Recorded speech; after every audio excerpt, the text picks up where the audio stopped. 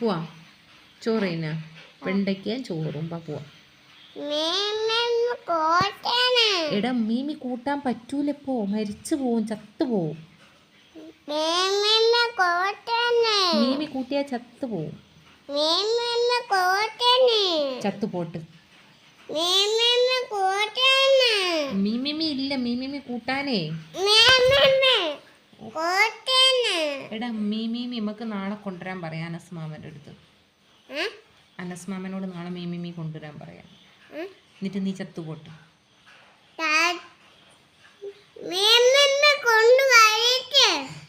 എന്നിട്ടേ ചോറ് തിന്നുള്ള,